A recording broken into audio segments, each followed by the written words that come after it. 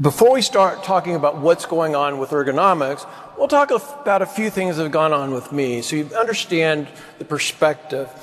I finished my undergraduate degree in industrial engineering in the late 1980s and started off in Dallas, Texas as a manufacturing engineer for Texas Instruments. It was quite an interesting time to be in that industry, as not long after graduation and beginning the job, the Berlin Wall fell, the defense industry collapsed to a certain extent. So I found myself looking at options. I had the opportunity in 1990 to return to graduate school at Kansas State. And I studied under the esteemed Dr. Stephen Kahns, who wrote the book Work Design Industrial Ergonomics. And that's where I got my real interest in ergonomics, was from the late Dr. Kahns. After graduate school, I took the first ergonomist position at Alcoa's Warwick operations down in Newburgh, Indiana, just outside Evansville. In that facility, they smelted 100,000 metric tons of metal per year. They recycled 1 billion aluminum cans per year, and they cast ingots that weighed 35,000 pounds. It was a massive, fascinating process with just about every ergonomics issue that could potentially arise under the sun, not to mention things like overhead crane safety. After my time at Alcoa, I had the opportunity to become a consulting ergonomist at Zurich Services Corporation in Schaumburg, Illinois. I spent 22 and a half years there, and it was one of the most fascinating times of my life. I've worked in mines with clients 900 feet below the desert of New Mexico. I've been in processing platforms 13 stories above Baton Rouge.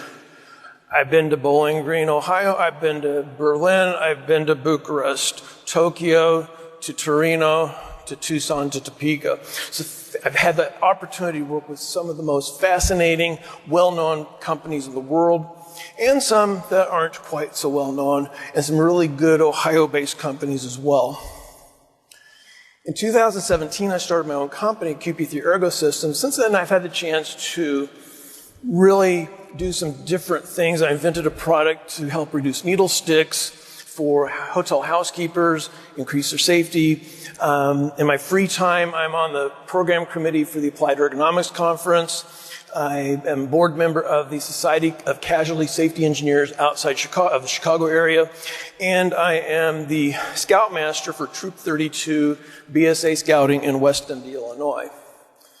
So what we're talking about is, again, there's a lot of stuff about me. Now, I grew up in a cattle ranch in south central Kansas. And some interesting fun facts is I was in an auto accident on a trip to Luxembourg. And if ever it rained cats and dogs, that was the day. I was kidnapped by a hotel shuttle bus driver in San Mateo a couple of years ago. It wasn't anything threatening, but needless to say that the driver's no longer employed at the property. And one summer I counted bugs during undergraduate school. Yes, bugs. Creepy, crawly bugs on an entomology research project. There was a time when the interviewer asked me when I was interviewing for a job, what did that have to do with your engineering degree? I said, well, it paid my tuition. Now you know a little bit about what's going on with me, but what's going on with ergonomics? First, we're going to start talking about global competition. We're in a competitive world. We're fighting tooth and nail. And we're going to talk about not only the cost of injuries, but we're also going to talk about some fatality rates, because that's about one of the best apples-to-apples comparison I could find on a global basis. We'll talk about ergonomic standards, and we'll be specific to standards here in the U.S. There are other standards out in other countries. Those are mainly office-focused, but we'll talk about what's going here in the USA. Talk about sitting and standing. This is a fun subject to discuss, especially when we compare the desires of industrial and manufacturing employees with those of office-based employees. We'll talk about exoskeletons, and I might slay a couple of sacred cows here, but it is what it is. We'll talk about pushing and pulling and some of the key things to consider when we're looking at manual handling tasks, especially with the research and the guidelines recently published a few years ago by Ohio State. We'll talk about management systems, particularly safety management systems and ISO 45001. So it's important. If you don't know about it, if you haven't heard about it, you're going to hear about it today, and this won't be the last time you hear about it.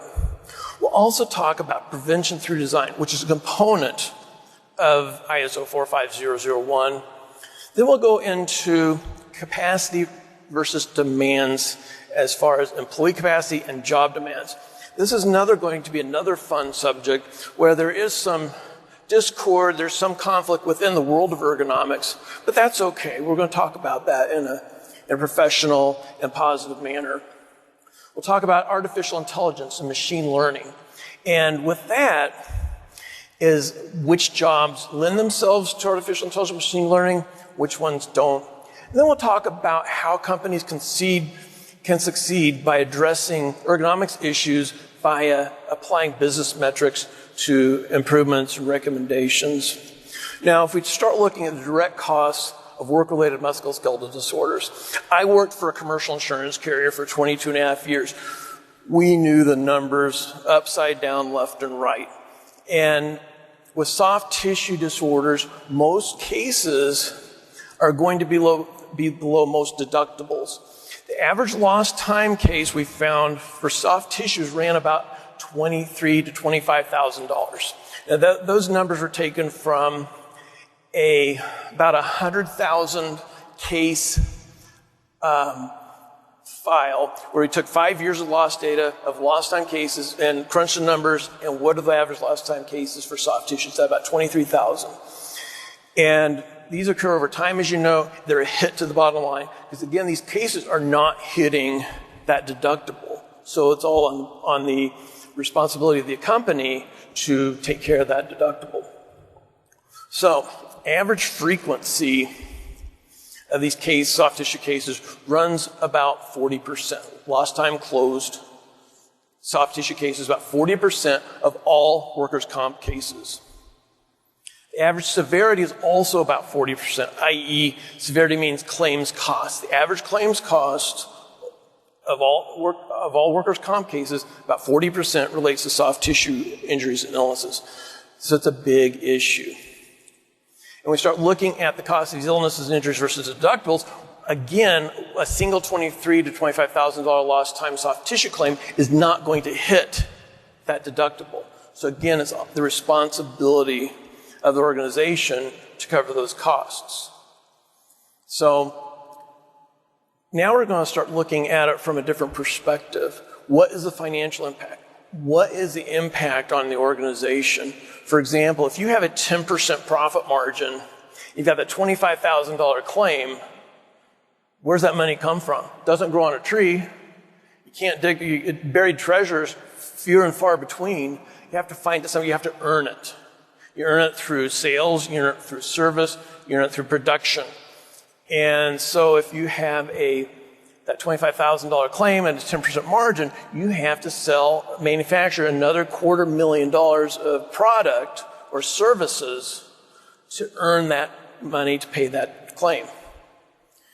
So it affects production. You have to run more production. If you have to run more production, then what does that do oftentimes to overtime? You got to increase the number of hours that people work. And this is an interesting slide. There's a lot going on here. When I was at Kansas State, Dr. Kahns talked about the work to rest or rest to work ratio. So we'll talk about the rest to work ratio. If I work a typical 8-hour shift, I should have about 16 hours of non-work rest. So my rest to work ratio is 16 divided by 8, which is 2.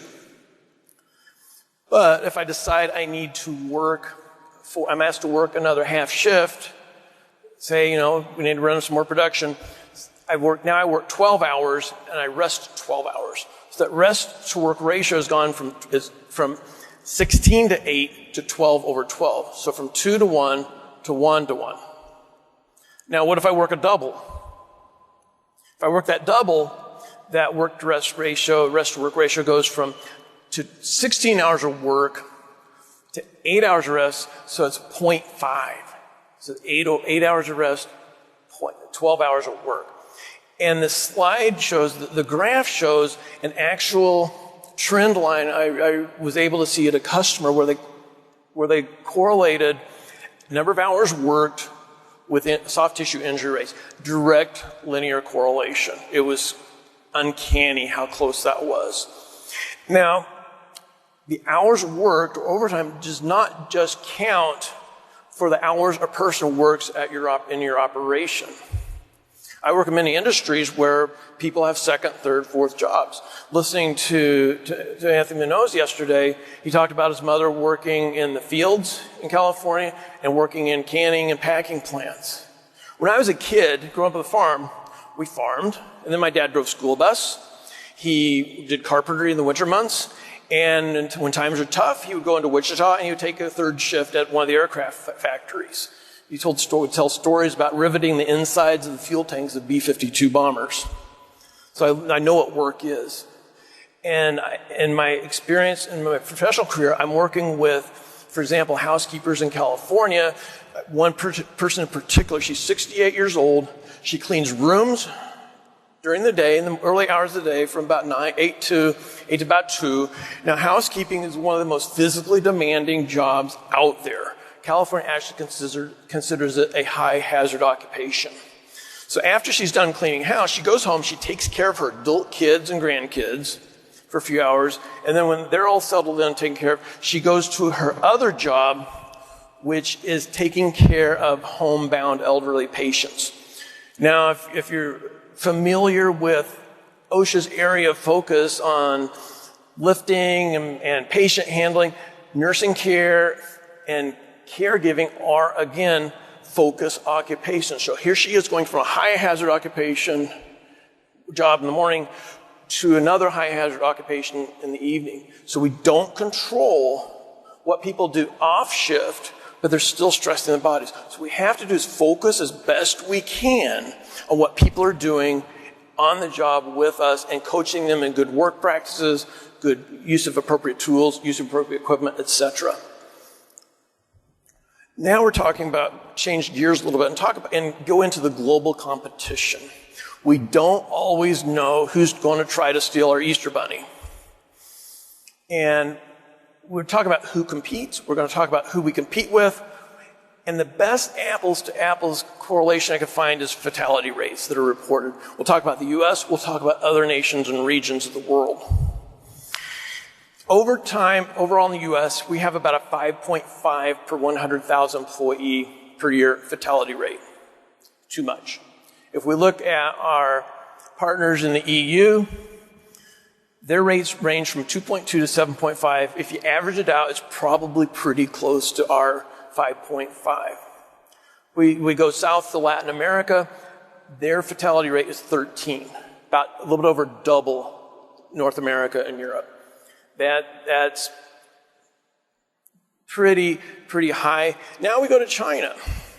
Now this is where things really get fun. How many of you, think about it, how many of you compete with products made in China? How many of you rely on products made from China? In China, they report, on average, an 11 per 100,000 employee fatality rate. Report.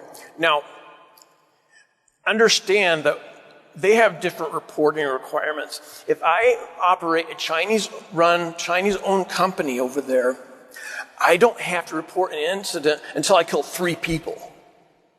3 fatalities. That's my threshold. So 11 out of 100,000, that's just multiple fatality cases. Think about that. Now, there are national requirements for worker safety, workers' compensation, if you will, in China for everybody. But these rules and regulations are enforced locally. So if I'm running a province out in the hinterlands, if I want that company to remain with me, then what I have to do is, well, maybe I look the other way on their health and safety. Maybe I'll look the other way on injuries and illnesses. So they may or may not be reporting everything even at a 3 fatality threshold. Now, ostensibly, companies are required to carry workers' compensation and workers' health care for their employees. But generally what they will do is if they have a factory of, say, 5,000 employees, they may only cover 500, and they'll give a list of 500 names to the authorities. So if I get hurt, if I'm not on that list, my name is Tim, but I may say, hey, have to say my name is John, because John is on the list. And if I break my arm, when I go to the doctor, here we're used to pay, if we get hurt, the company's going to pay, they pay da-da-da-da-da. In China, if I break my arm, I have to pay the doctor who fixes me. Then I have to go to my company and negotiate for, on average, about 3 years to get that case settled. And if I'm lucky, I'll get 40% of what I paid out to fix my arm because I got hurt at work. That's what we're competing against. India is another interesting case. In 2016, India reported the exact same number of fatalities as did the Czech Republic.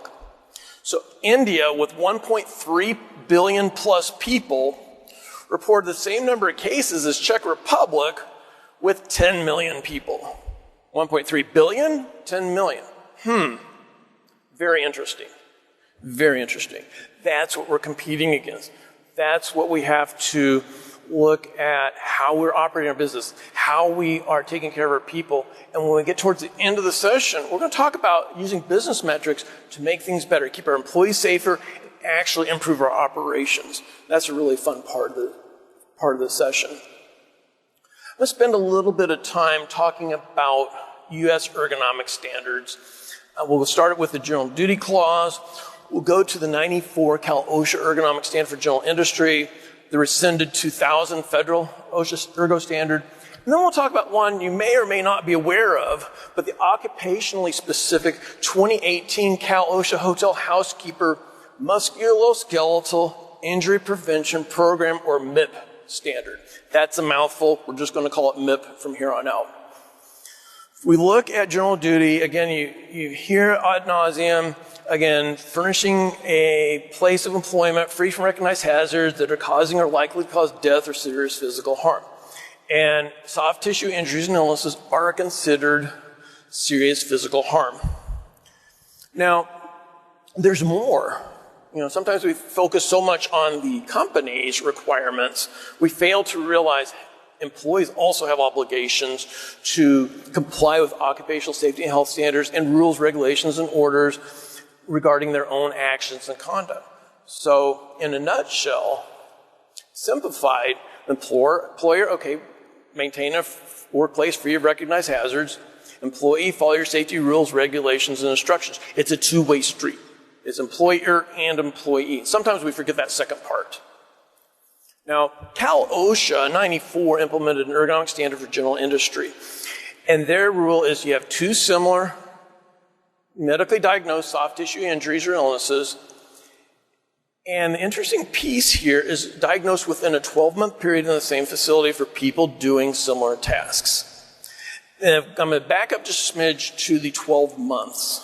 What's very fascinating is if I'm, say, disassembling printer cartridges in a factory, and on December 30th, I am diagnosed with carpal tunnel syndrome in my right wrist. And on January 3rd, my coworker is also diagnosed with doing the same job, is also diagnosed with carpal tunnel in their right wrist. Even though I'm in 2 calendar years, those cases are within 12 months. So it's not a calendar year they're looking at, but actually a rolling 12 months. So December 30th still counts, as does January 3rd, because it's within 12 months. Again, it's not the calendar period. So if you have operations in California, you need to be aware of this. And you need to be looking at your cases.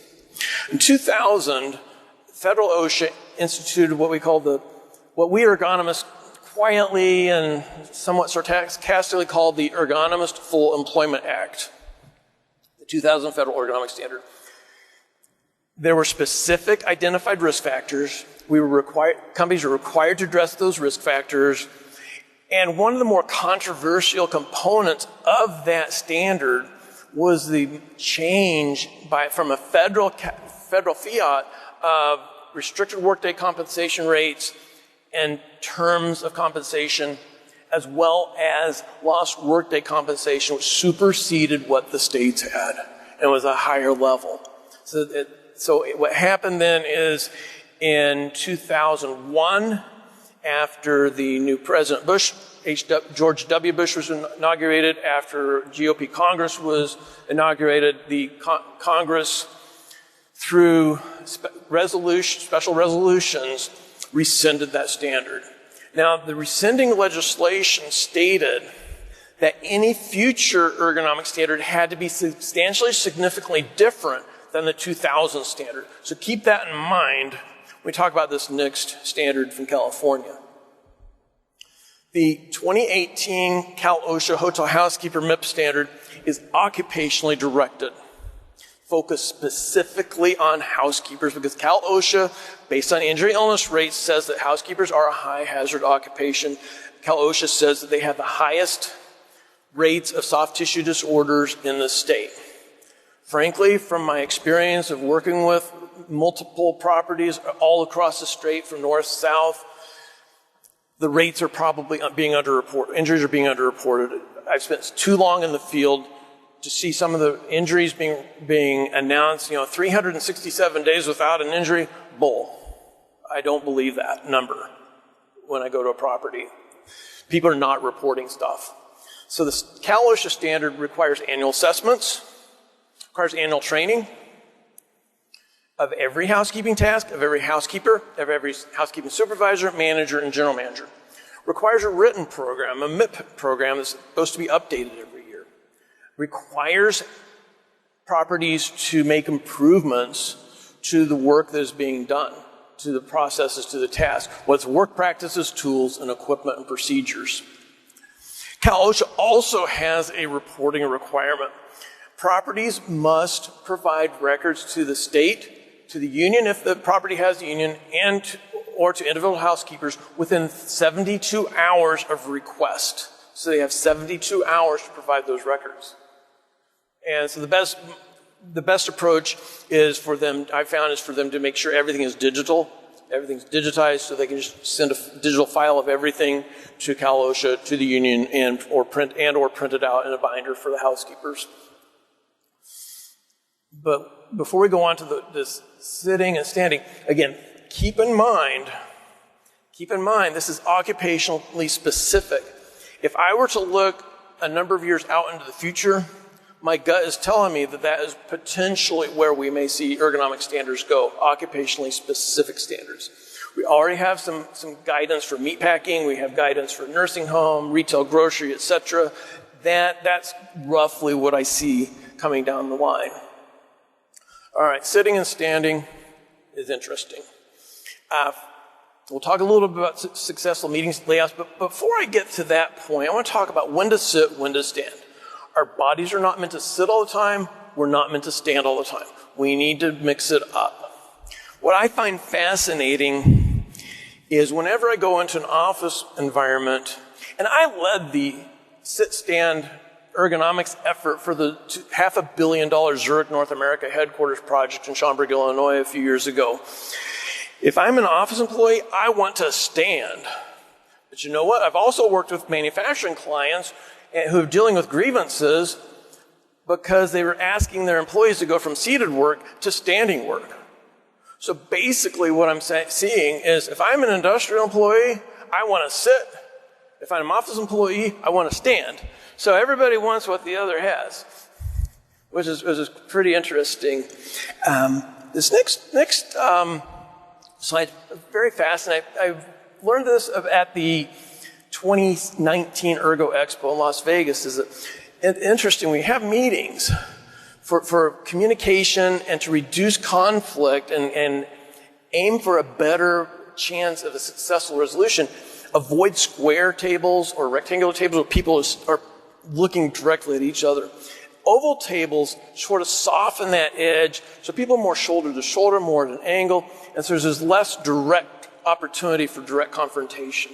So it smooths things out and gets things more on track, keeps things on track, keeps people agreeing more. All right, exoskeletons are an interesting subject.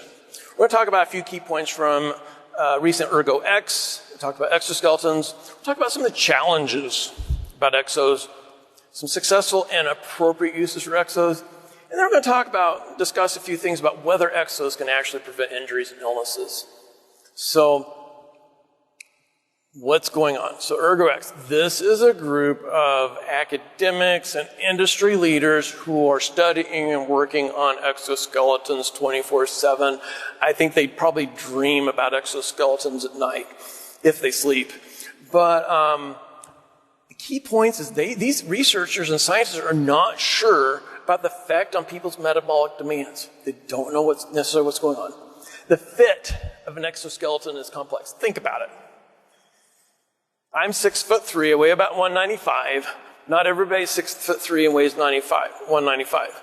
Somebody who's 5'6" and weighs 130 is going to need a different exoskeleton fit than I'm going to need.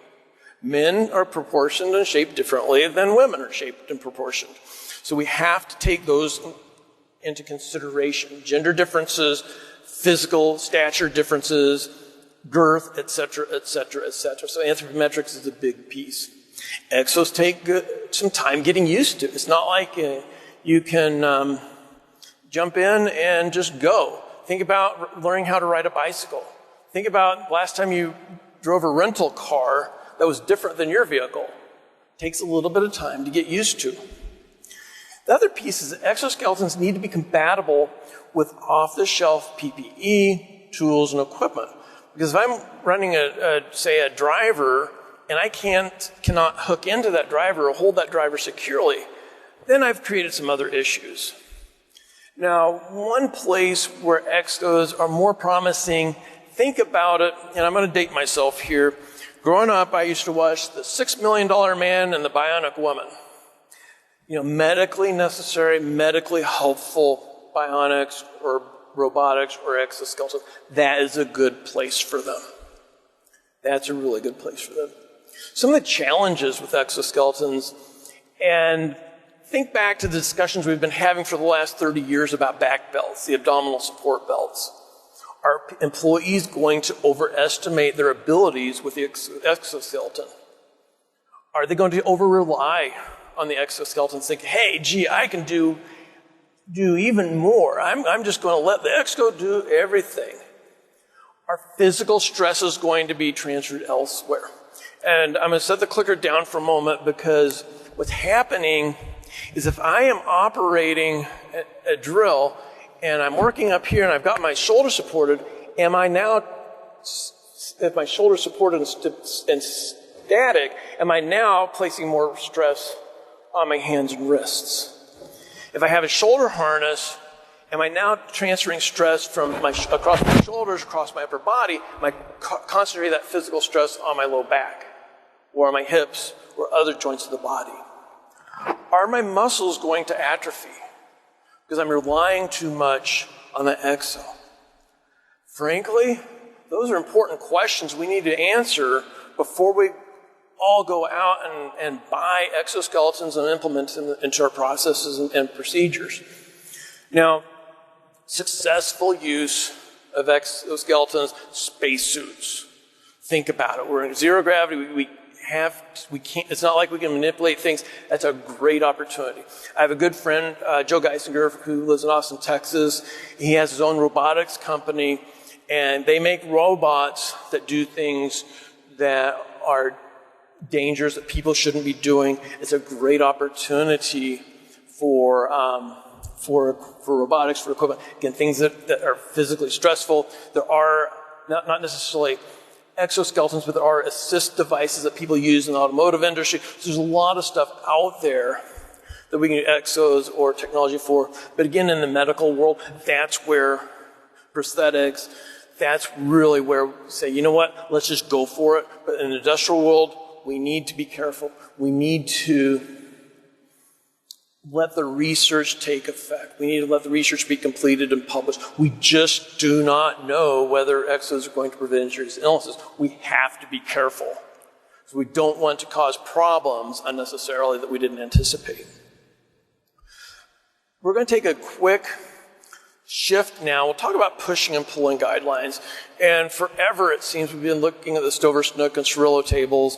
But in 2017, Ohio State published some guidelines. And the Ohio State guidelines tend to be a lot more conservative and protective of employees. And that's where we need to be focused, is what standard, what guidelines are more protective? How can we protect men and women?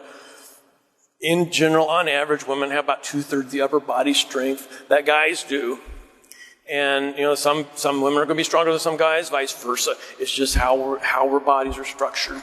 But the Ohio State, the interesting piece about Ohio State's work is they also talk about the turning force.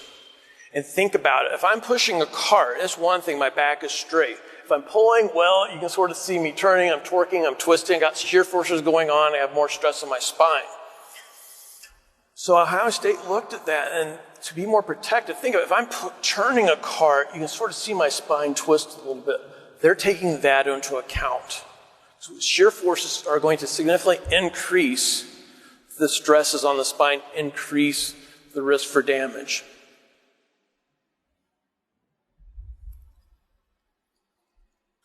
We'll now start talking about management systems and ISO 45001.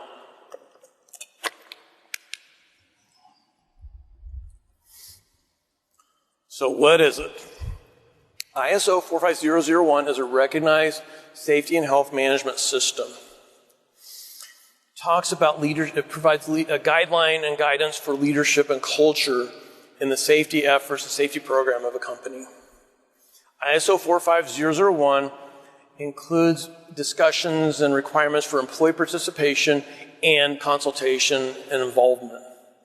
Also looks at a more methodical approach to risk identification.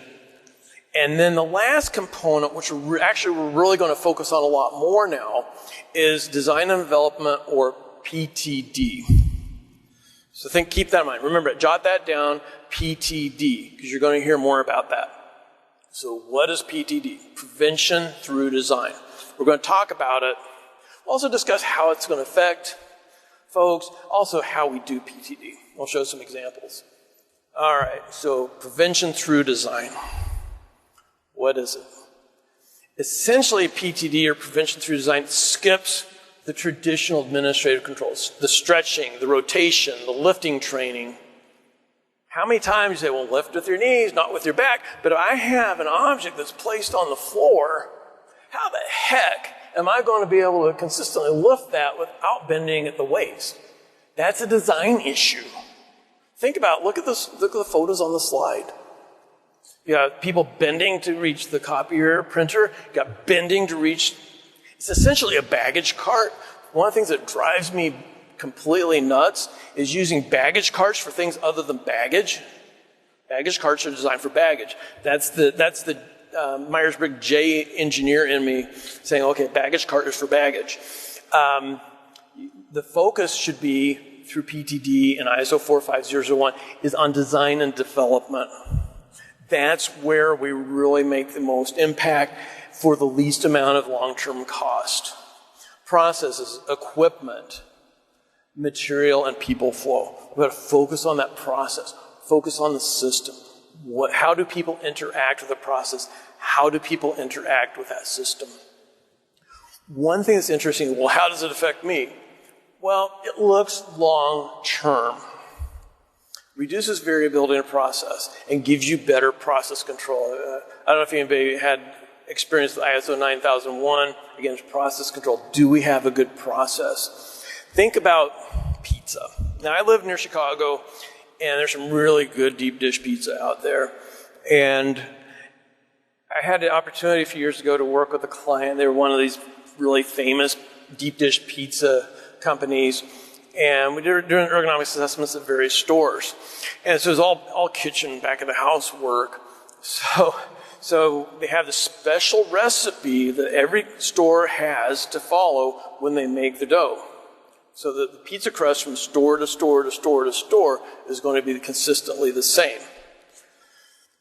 Well, in the 3 stores we had the chance to visit on that project, one recipe, but I saw 3 different ways of making that pizza crust. They did not have control over that process.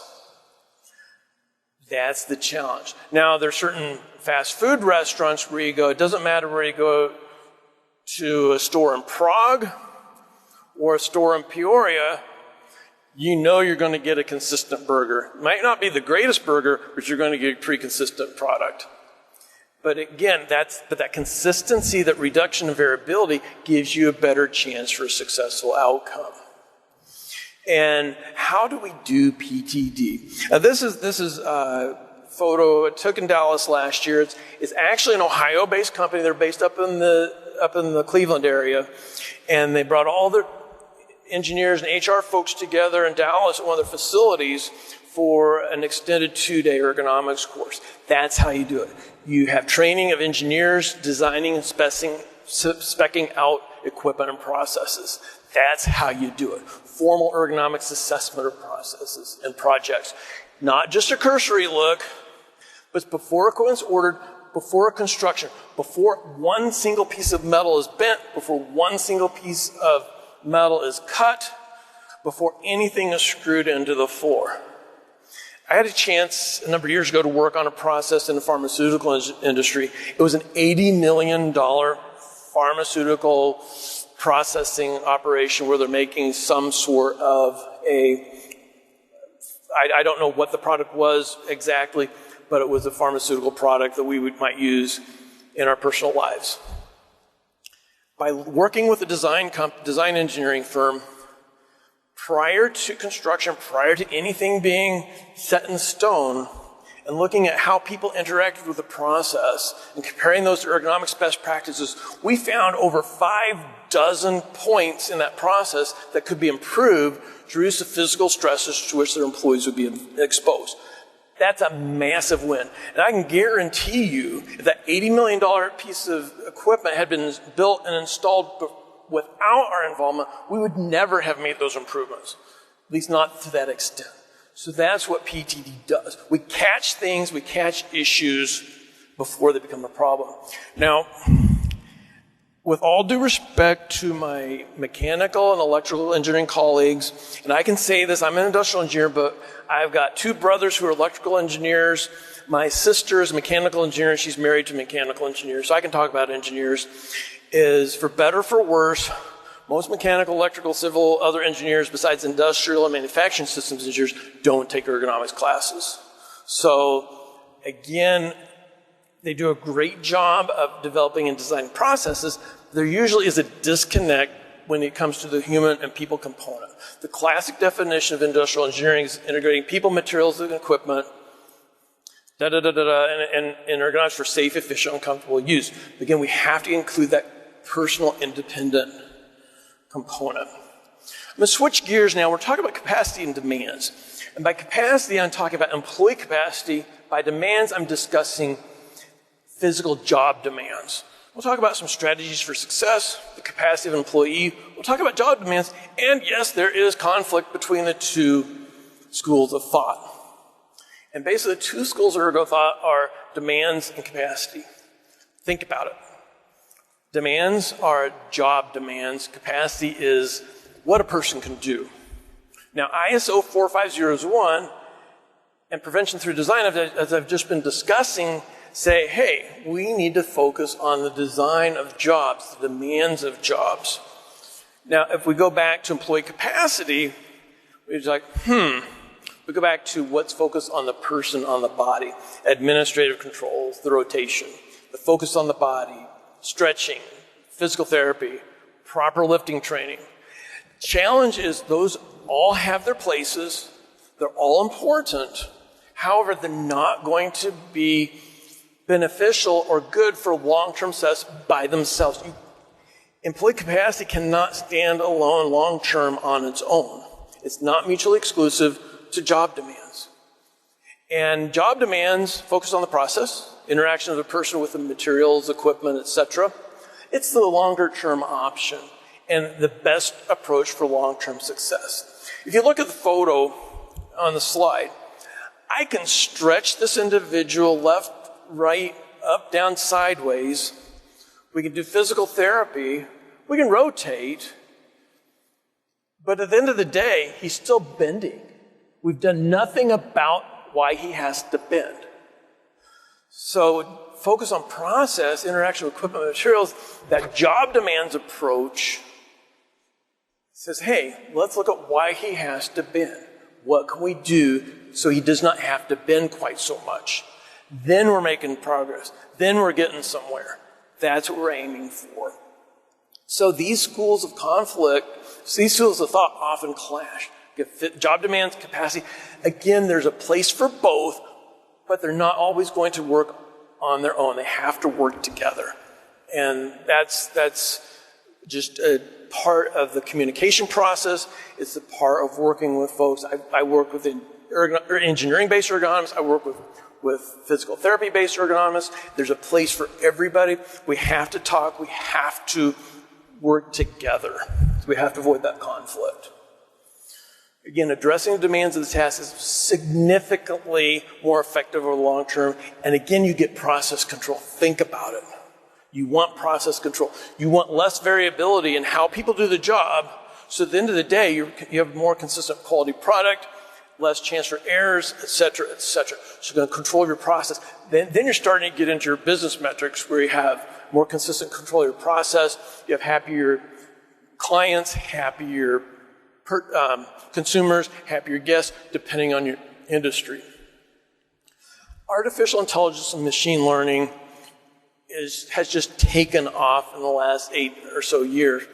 If you look over history, we have various types of industrial revolutions, starting with the steam power, electric power, electronics, which by and large is mostly during many of our lifetimes.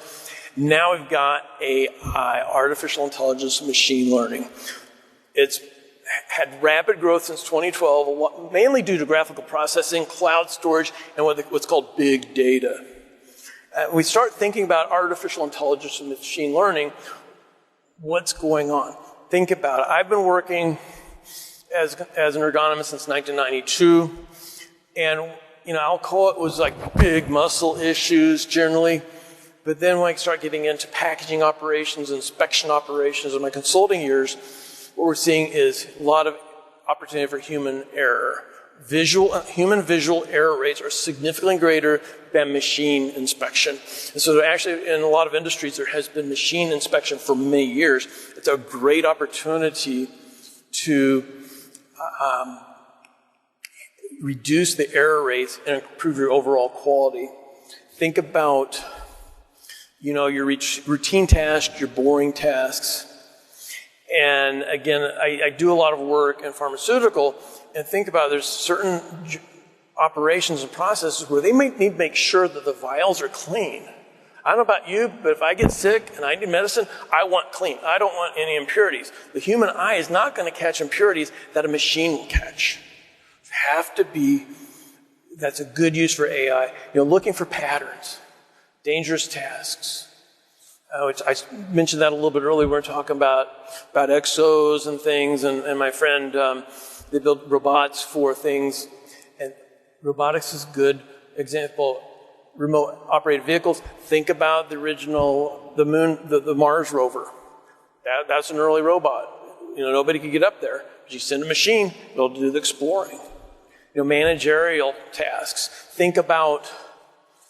Okay, I'm sure none of you have recently gone on any job boards looking for any jobs or anything, but the companies have in place systems where you can sign up and they will sort through all these online resumes. That is not being done by a human being. That's being done by AI.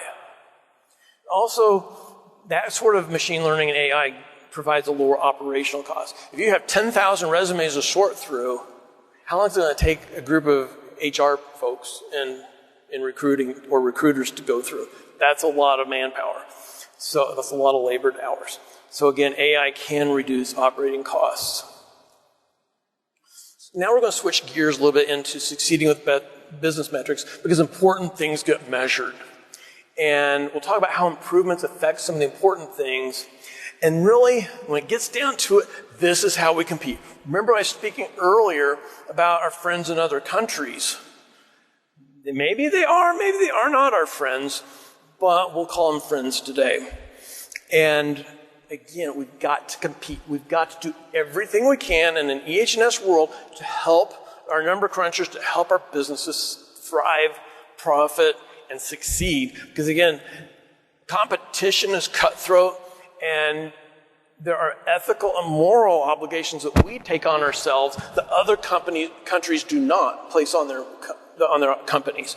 So we have a different set of rules. So we have to do everything we can to succeed, again, on above the board, on essentially an uneven playing field. This is an interesting assembly operation I worked with. It was aerospace. They did not allow photos, but an employee had to reach inside a canister to do an assembly operation, so the shoulders are awkward, the wrists are awkward, and she could barely see what she was doing. That's not a good situation. So what we did was a simple reorienting of the canister. She worked in about a 45-degree angle. She could see what she was doing. She'd reach in, shoulders relaxed, elbows at 90, wrist straight. Strong, relaxed, considered neutral posture, as opposed to awkward, what I call weak position. So we're, again, simple assessment. And this is what we want to try to achieve. Shoulders relaxed, elbows about 90 degrees, wrist straight. That's a good, strong, neutral work posture. Are we always going to be able to achieve that? No. But we can work towards that. This is a very fascinating operation. If you have anyone in your family who has graduated high school and you get these picture packages options where you can order this product or that product, and because it's the high school senior graduation, it's a really important milestone. Well, these are the folks who put those packages together. And during the season, they have 200,000 items that they are doing trimming. They're trimming. They have a team of 6. You see the latch, this manual trimming operation. Now, you have full extension reach, and they actually bypass the safety latch because to engage the safety latch is a further reach. And actually, when I was attempting to get a measurement on the reach, the handle on the trimmer came down, I nearly was lacerated. It's sort of a bad thing when you're ergonomist, you hurt your ergonomist when they're trying to help you. The other piece was it was a bottleneck. So you had this she was the lead person in this operation, but there were 5 other people behind her, and it took a long time to get this because that was the bottlenecks. So 200,000. In this operation, for a $1,000 investment in a mechanical trimmer, they could save 10 seconds per unit. Now think about that. 10 seconds is not just for that one operator, it was all 5 people. So 10 seconds times 6, that's 60 seconds for one operation times 200,000 operations a year. That's massive time savings.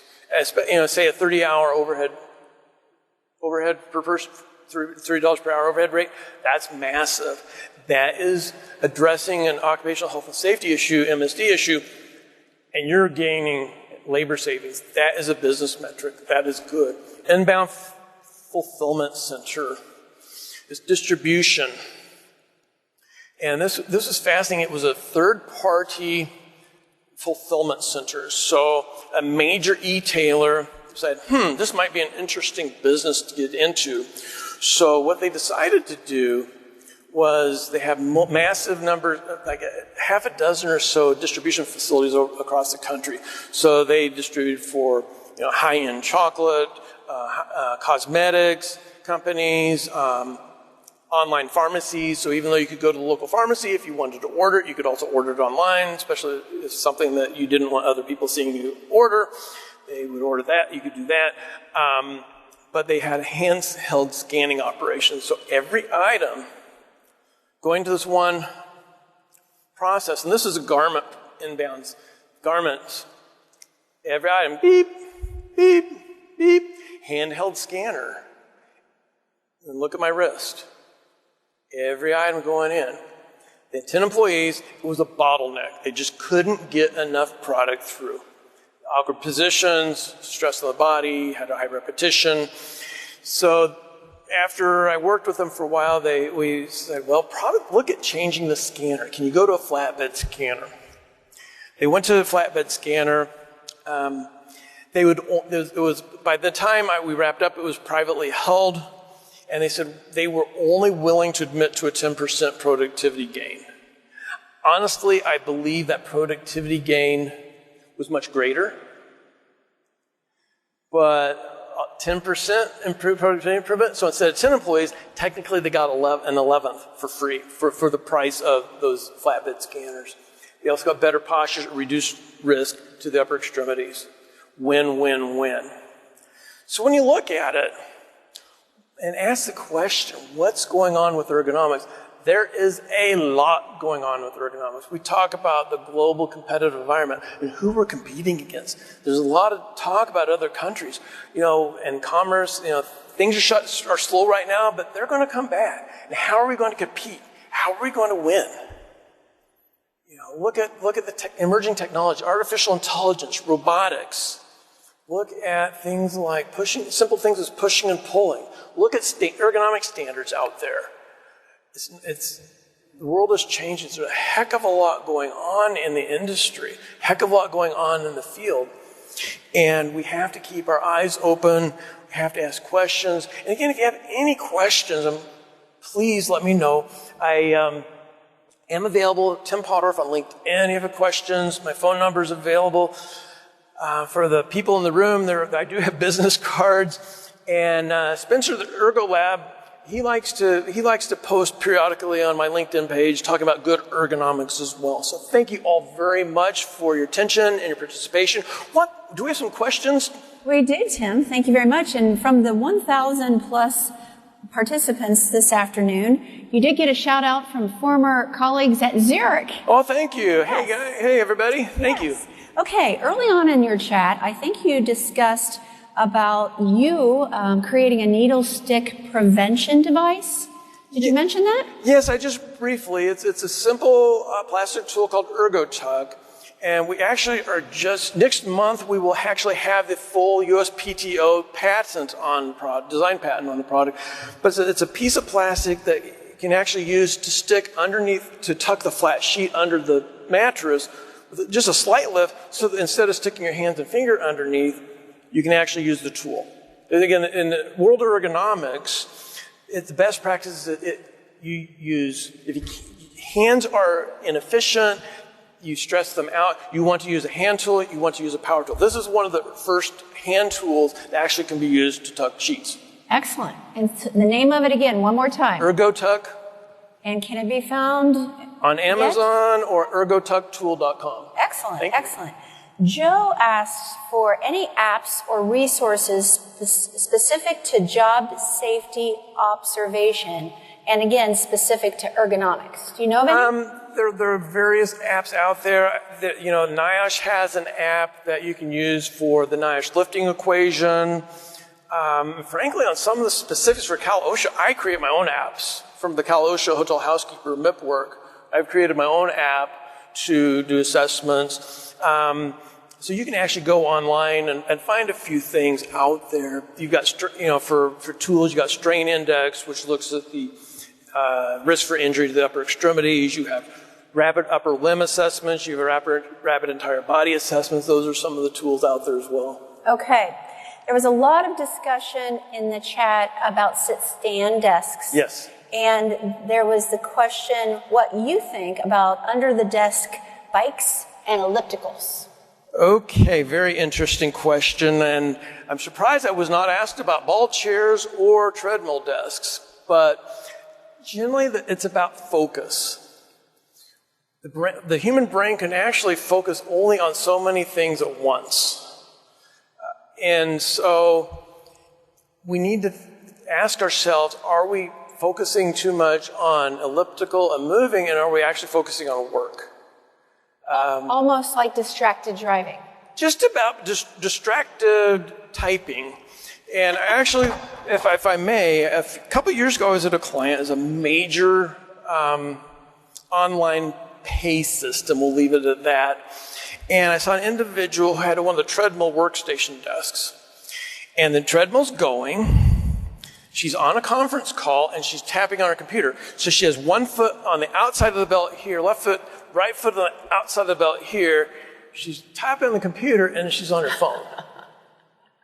Dangerous. This is just not good. Save the treadmill for the gym. Save the exercise ball that you sit on for if and when you have a sports-related injury that you need to regain core muscle strength. Okay, I'd say we now have your opinion on under-desk ellipticals, right? Yes. Okay, excellent. And let's close with one more question from Christopher. What is the best robotic invention you have witnessed? Wow, that's a tough one. Probably the best robotic invention would be a hand-operated pooper scooper. We have a big dog. Spencer. Okay. Thank you very much. Well, thank you, Tim. We really appreciate, again, you being here despite all of the circumstances going on in our world. And I'm sure Spencer and your family will be anxious to have you back at home for the weekend ahead. And thank you all for joining us for this session. Of course, we have 2 more coming up. Close this session, evaluate it, and then go to the event session listing to log on in a few minutes. Thank you. Thank you very much.